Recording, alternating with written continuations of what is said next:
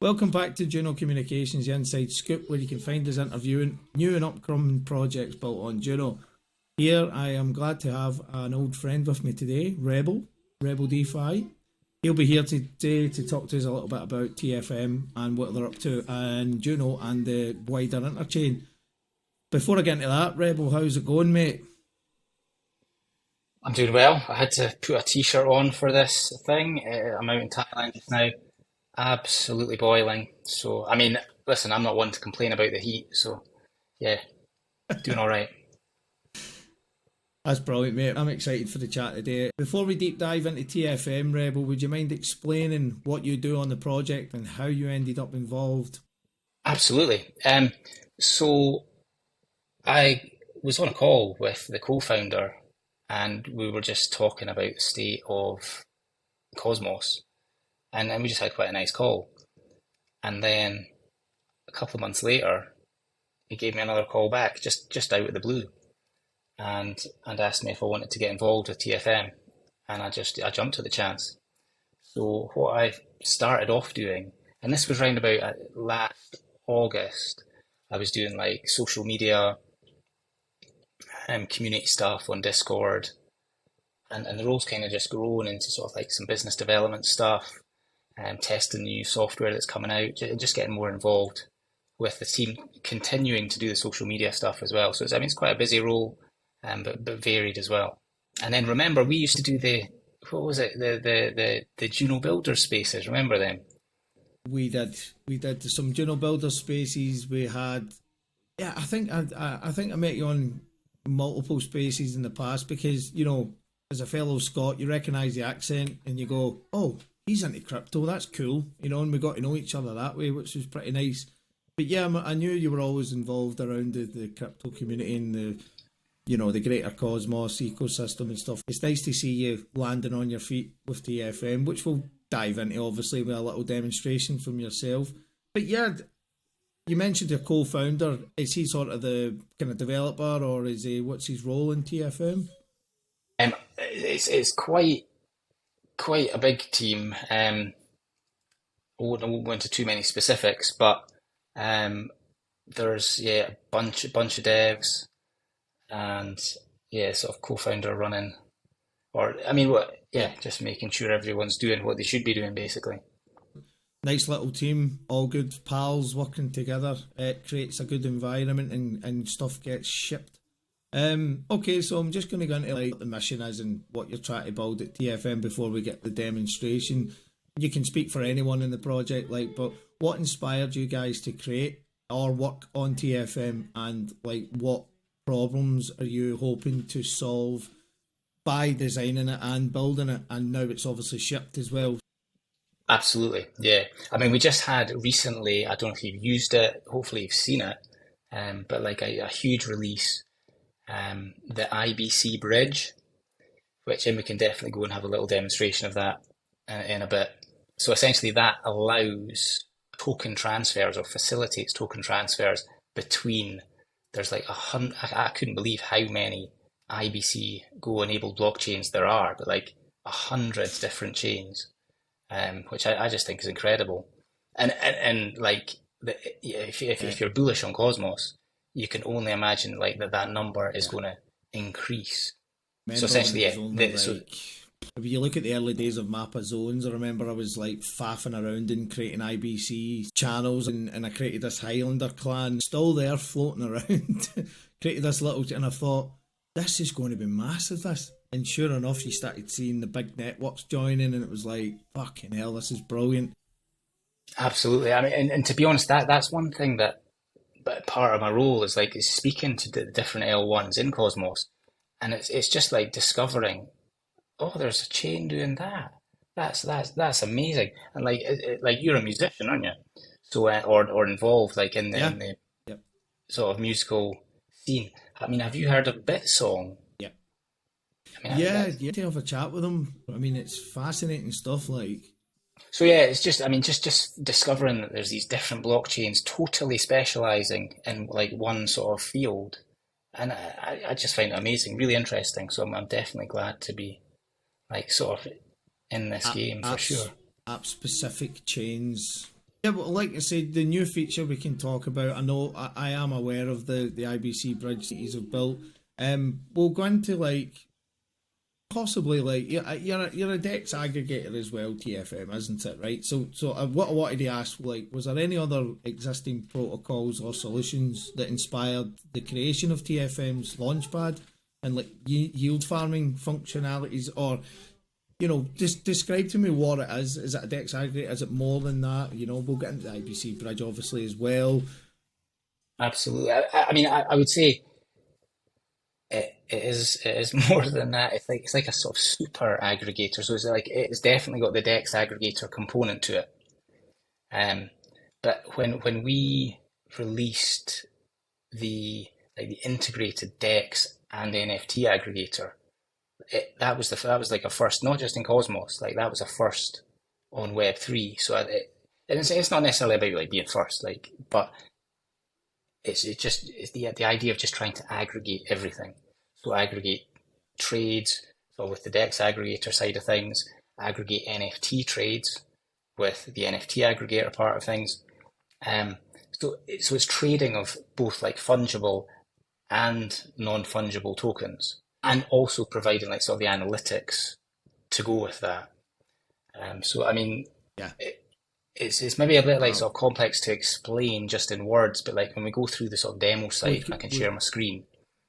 Just Absolutely. it sort of makes it a lot more concrete, I would say.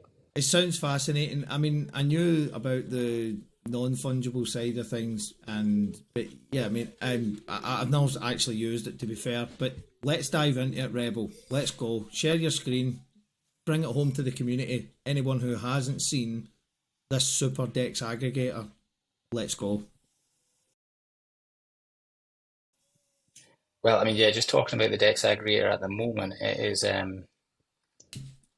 live on a few. I mean, it's live on Juno just now, actually.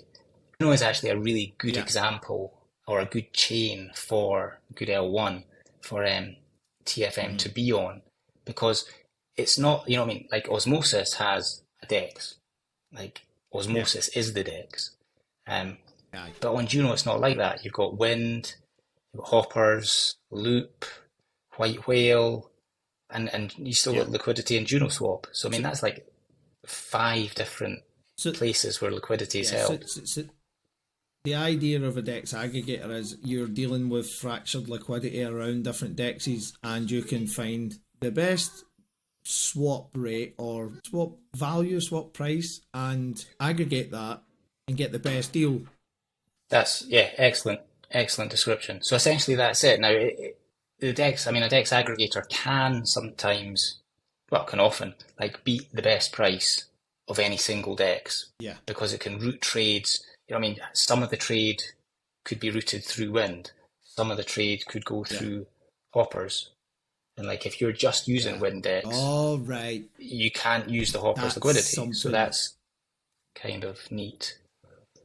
That's really neat indeed. And you're right in saying that, like, Juno has multiple dexes, and we reckon it probably will have more dexes. And once liquidity starts driving in back in bill run terms, does it help that a lot, or does fractured liquidity become more of a, it's not really fractured because there's more liquidity? The more liquidity there is, the less price slippage. I mean, the more liquidity there is to play with, potentially the better routes TFM can find. But at the same time, if Wind, if Wind had all the liquidity on Juno and all these other dexes had hardly anything, the benefits really to an aggregator, the way I see it, is when it's like you've got 25% of the liquidity here, or say on Wind, you've got 15% on Hoppers, you've got another 15% over on White Whale, and it's kind of, you've got these kind of different equal-ish dexes. That's when the Yeah. aggregator can really help out. Even when the aggregator can't necessarily or doesn't beat a dex, you still, maybe Hoppers offers the best price for a trade, but if you're trading on Wind, you don't get the best price. Or maybe it's Wind that offers the best price, but if you're trading on Loop, you wouldn't get that best price. So when you go through the aggregator, it just makes sure you get the best price. So essentially, it doesn't necessarily save you a fortune, but it always makes sure you get the best price. So what are we looking at here then? Are we seeing the DEX main dashboard here? Where's it pulling its prices from? Is it getting it from all the DEXs on Juno, or is it just like, where is this? Where's it requesting prices? So this shows us the 5 DEXs. You got the hoppers. So we're on Juno, and there's different sort of swaps that we can go into. This is just a quick swap, kind of just like a Uniswap or a 1-inch type interface. I need to connect my wallet. Let's connect up. Yeah, could you just maybe say swap, I don't know, let's be bullish on Juno, buy $50 worth of Juno. So what's that saying, 54.5. I mean, let's just do a live test. What was it, 50? I mean, it's not a huge saving, but what is it saying here? I just say it's saving 0.044. Yeah, a tiny difference, but I mean, the thing in it, and so it shows you the routes and stuff there. I mean, so what majority going through wind, but then maybe just some different routes. But yeah, the TFM routers that we've developed is quite powerful. So it can do like, it's called multi-hop and then volume splitting. So for example, here it's obviously you've got the multi-hop of going from wind into atom into Juno. So that would be called multi-hop. And then the volume splitting part is like, why does it keep disappearing? It keeps disappearing because the quote updates every 20 seconds. So this will keep disappearing. But then the volume splitting is it's saying, okay, we'll send the 96% of the volume or of the trade through this route, and we'll send 4% through this route. So that's why the quotes can be saying, the quotes kind of changed. It's saying 0.2% better. So I mean, it's not necessarily massive improvements, but it's just guaranteeing that you're getting the best route, I think, is pretty cool. It's some fascinating coding involved in that routing. That's unbelievable to see what that's doing in the back end all the way through. Like, pretty impressive. So we do have a router built in the back end. It's just going through different DEXs and taking little percentages of the best price from each DEX and giving it to you. What else have you got to show us here? So what is this? All pulls from where? All pulls on? Yeah, so I mean, this is on White Whale just now. This is White Whale. So yeah, Juno pulls on White Whale. I mean, at the moment, White Whale's not got a great deal of liquidity, but like when they start attracting more liquidity, that is going to make their rates a bit more competitive, and potentially that's going to have a sort of an effect on the rates that TFM is able to offer on the aggregator itself. So can I jump in on a quick question? I'd like you to ask a quick question on White Whale. They deal with fractured liquidity as well, don't they? But what is it they're doing differently in terms of they're allowing you to deploy any asset across any chain effectively? I'll be honest, I can't speak for White Whale, but I mean, I do know they've got pools on different chains. So they're on Juno, Terra, Chihuahua, Injective and Comdex. We'll be deploying the DEX aggregator and hopefully on the NFT aggregator as well on any chains that have got NFTs. But it just seems that like projects are not sticking just to one chain these days. So kind of like what these guys, I mean, they did start off on one chain and now they're going multi-chain. There's loads of projects doing similar sort of stuff. I think that's what projects are starting to do, is like trying to sort of focus on bringing the IBC together. I mean, and that's always been a sort of focus, and they always talk about how different blockchains can communicate. Let me just show you how the bridge works, because I mean, this is kind of what we're exploiting, that blockchains can talk to each other, but like just because they can talk to each other, how does that actually help send tokens around? For example, this is just the bridge section. What a user would do is if they've got something, right, where's my tokens? Okay, right, I want to move tokens from there to there. How can I do that? So this just shows you there's 100 different IBC enabled chains that are set up on the IBC bridge. Some of them you know well, some of them you'll be like, I'm not sure what that one does. Can't keep up, But mate. like I I've can't got keep up some, anymore. it's crazy, isn't it? Right, so say I've got some tokens on Osmosis, and I wanted to send them to bring them to Juno. What what's always been possible till now is like, okay, you go on Osmosis, you swap your tokens into Juno, and then you send them from Osmosis to Juno. But like, say I didn't want to do that. Say I've got like some. Let me just refresh the page.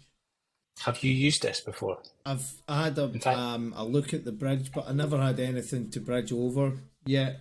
right. So can I ask you a question then? Right. Can you have you got tokens anywhere that you would like to move somewhere else? I've got an example, right? So say I use Kujira quite a bit because I love their order book, right? And say I set Okay. some limit orders in there, and I'll go right. Okay, so we bought Juno at minus 90 cents, and yeah, cool. So we've spent the Kujira. I now have Juno on Kujira chain. Now I would like to bring them over to Juno, and I would like to LSD those Juno straight into wind. Does this bridge make that easy? It does. Yes. That is actually a really good example. The issue I've got is that I don't have the Juno on Kujira at the moment, but we could do it in reverse. Just show you how that works. Absolutely. Fine.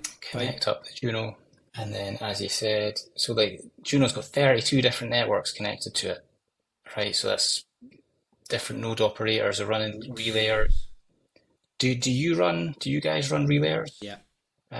Chain tools? We run a relay between Kajira and Juno, and quite a lot All right, actually okay. from Juno. Nice.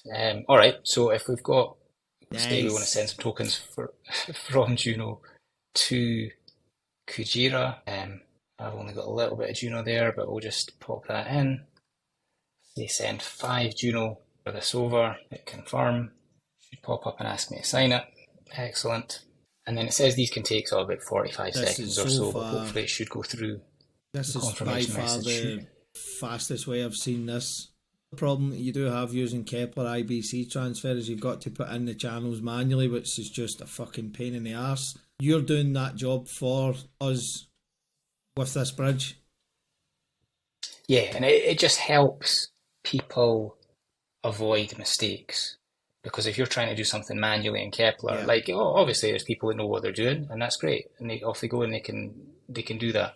But like this is Yeah. all is all done for the user. So let's have a look. Swap these over. Yeah. Select a token, and that was 5 Juno I just sent. Boom, that's 5 Juno arrived. So I mean, it's really that simple. Then you can go off and do your sort of DeFi Yeah, or whatever on Kujira. That's slick. Boom. Very slick. So I mean, yeah, it's really essentially you That's can do this for whatever chain you want. I mean, obviously you can't transfer stuff between Juno and chains where there are no relayers at the moment. As long as there's a relayer, you're able to make transfers. yeah. I mean, one thing I've been Yeah, getting yeah. into recently Of is course. buying some NFTs on Stargaze. Obviously, you guys have got some NFTs on Juno as well. Are NFTs one of your things, or do you not sort of get involved in that? What I tend to do is buy a fucking NFT, and I don't know the value of it. I don't know its rarity. I don't know how to sell it. It's like I've not got a clue. Honestly, I know you're pretty big up on them, and I know I need to get versed up on them because I'm going to be big on music NFTs once it starts coming to. The other question I wanted to ask quickly was, can you transfer NFTs cross chain yet? I know it's sort of been implemented, but is it doable yet? Are we at that stage yet in the tech stack? Not as far as I'm aware, not yet. I mean, it is coming. What was it? ICS Yeah, 721.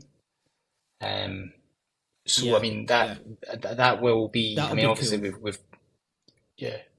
I mean, we've got the bridge for fungible tokens. So I mean, it's like once the technology's there, we'll be pushing Yeah, yeah. boundaries for sure. Fantastic. I'm glad that TFM's a fantastic product so far from what I've seen.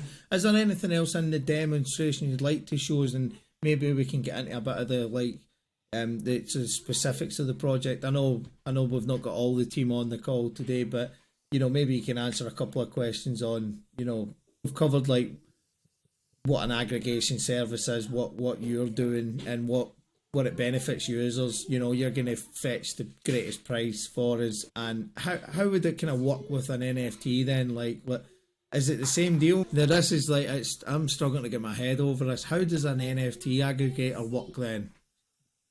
Right, so thinking of, I mean, at the moment on Juno, so I mean, this is a dev link we're looking at just now. So we're going to be launching this NFT aggregator. It's already on Terra, but it's going to be coming to Juno, Stargaze, and Omniflix. Now, like on Stargaze, there is just the one marketplace. So you could say, well, it's not really you can just go to Stargaze. Absolutely, you can go to Stargaze. So it's not just about like aggregating different sort of liquidity pools, because on Stargaze specifically, it is just that one marketplace. Juno, I think you guys, is it just Loop that you've got? Or is it, no, it's Hopper's not an NFT marketplace as well. Hoppers, those hoppers will be Complay. There'll be, I think Talus, but I've not seen anything done by Talus. Of course, Talus. What you'll probably see is you're going to see outposts as well. Now, I'm not really too sure how the outpost will work. I'm sure an outpost just means it's the same as accessing the Stargaze site anyway. But yeah, there is a few, like Marbu from Complay. They are building Marbu is like an easy to use UI that lets anybody build their own marketplace. So you might end up finding multiple marketplaces on Juno at some point. Absolutely. Well, I mean, so basically, the marketplaces that you've got now will be, in a sense, aggregated into this one. You can turn off the other L1s and just look at the Juno NFT. So, I mean, this is still in development, so that's why like we've got some images missing at the moment. Now that'll all get sorted out. But yeah, so it's aggregating the different marketplaces so that users can see all the NFTs that are on Juno just in one place. So for example, and then you can drill down into the different collections. I mean, sometimes you might have some collections that are across marketplaces. I think Rec Bulls are maybe just on Loop, but I mean they could be on Talus as well. So if you had Rect Bulls on Talus, Rect Bulls on Loop, then come into like the NFT aggregator, you'd see all of them on both marketplaces. And so I mean, it's given the users something unique, I would say. I mean, I've been using this quite a lot to buy my Galactic Punks and stuff and Skeleton Punks, and it's awesome. Been testing it out on Stargaze a bit and Juno as well. It's nice to have it all in the one place in front of you, using different chains. That's a big plus for me. I mean, at the moment, it's you can just, when you drill down into the collections, it's just show. I mean, these are all on Juno, but then you can sort of order them by different sort of metrics, find out the rarest ones. I mean, this data up here needs to be imported, and so there'll be like a header up here as well. All the social links. I mean, it is aiming to be like a really great place for people who love their NFTs, as well as the collections, like to show off their wares. And look at this one, then you drill down. Will you become a launch pad for any NFT projects? Or are you just going to solely just channel in other ecosystems NFTs? I mean, to be honest, like it's more about like bringing people together, rather than, like. So what TFM does is, so you got 3 different marketplaces all on one chain. TFM we're supporting the marketplaces because we don't take a fee for sales that go through. The marketplaces still get their commission. The collections still get the royalties as long as the marketplaces are paying royalties to the collections. And it's really just a place to display everything all in one place. So like the users benefit, marketplace benefit, TFM benefits because users are coming to TFM, then they might do other swaps with us as well. So it's really just trying to build like this really complete terminal rather than a dashboard. We're saying it's a terminal where you can do tons of DeFi, tons of NFT stuff. You can send tokens around. It's just like somewhere to unify. So like IBC helps bring people together. So we want to sort of play our part in helping to bring ecosystems together as well as people like within an ecosystem Yeah, together. that's brilliant, mate. How does like TFM aim to achieve overall adoption and create value for the Cosmos community? Kind of touched on it there, but also piggyback off the back of that. What have you got anything in your design that helps self-sustain you guys to keep maintaining it, keep building it out? You know, is there anything you guys can do to bring in value to yourselves as well? It's all great, like supporting the ecosystems, but it's also great to be supporting yourselves as well, which I think is important. Yeah, I mean, this is true. I think like more volumes within Cosmos is going to be needed for like for everyone. But I mean, as far as generating revenues for us, there's going to be like more advanced orders on the DEX side of things. Like we've got limit orders. I mean, that's just one kind of advanced order. There could be a fee in the future, as well as some other options there. So that's where the sort of the revenue would come in on our side. As far as user adoption is concerned, it's like the NFT aggregator is, I mean, like the NFT communities, I think are just like super exciting. I mean, that to me, that's what NFTs are about. Okay, you can appreciate the art, and then if you're doing music NFTs, you can appreciate the music as well. But a large part of it, for me anyway, is about the communities that are built and the sort of relationships and friendships that are formed.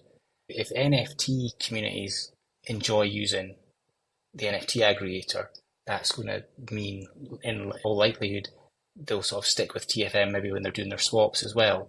And then just hopefully, as more people come into to Juno and other Cosmos ecosystems, it's just going to keep growing. And just the more volumes sure.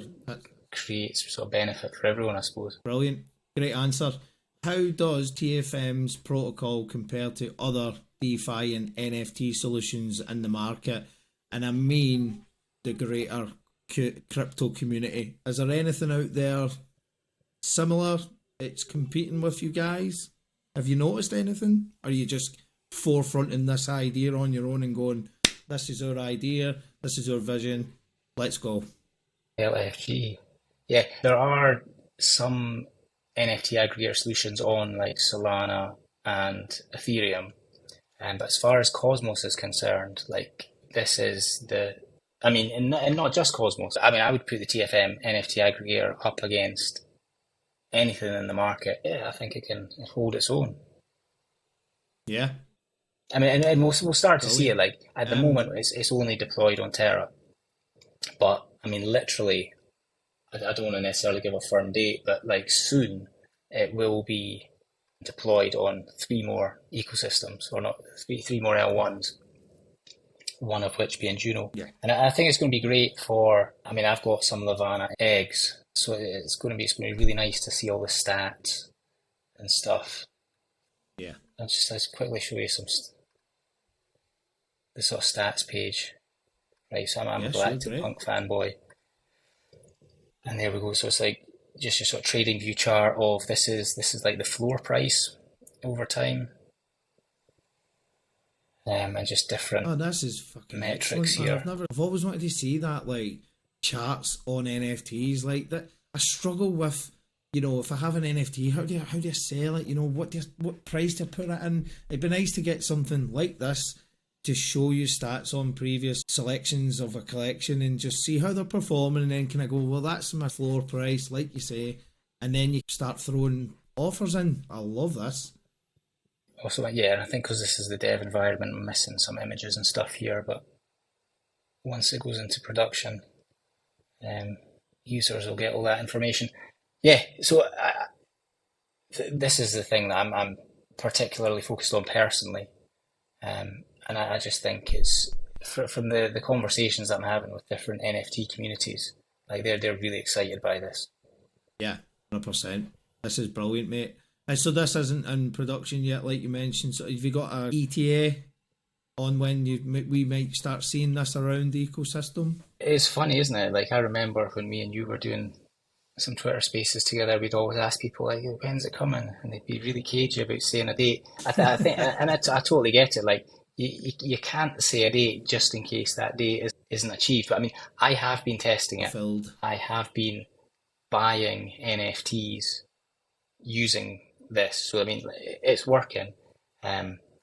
It's just making sure everything is. So we will be taking on some NFT testers, which is a role that people can get in the TFM Discord if they're interested in NFTs. So it's basically, yeah, if you're holding Ghouls, Havana Dragons, I'll mention that in the. Yeah, I'll mention all that in the description in the video. If you want to get involved and do some NFT testing for the guys at TFM, you can apply in the description down below. I've always wanted to do that in the description down below. I know you're pointing down.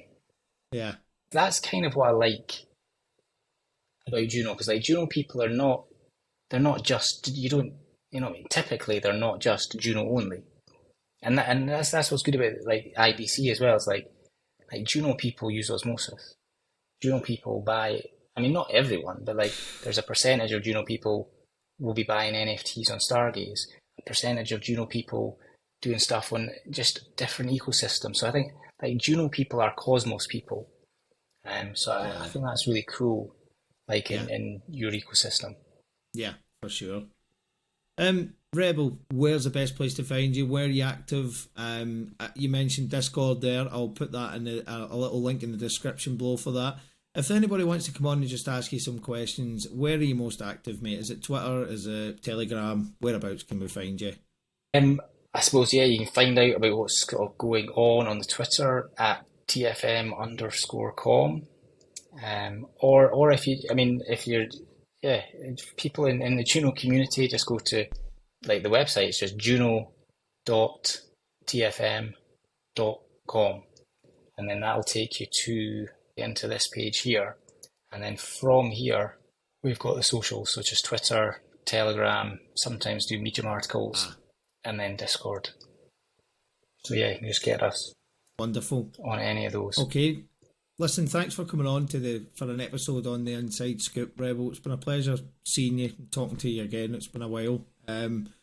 We will do a follow-up on you guys when maybe you have the NFT side of things like released, because that looks brilliant, and well done so far for the progresses you've made, making good waves around the ecosystem. So thank you for our viewers as well, also for tuning into the episode today. We will see you in the next one. Thank you for watching the Inside Scoop. I'll see you later on, Rebel.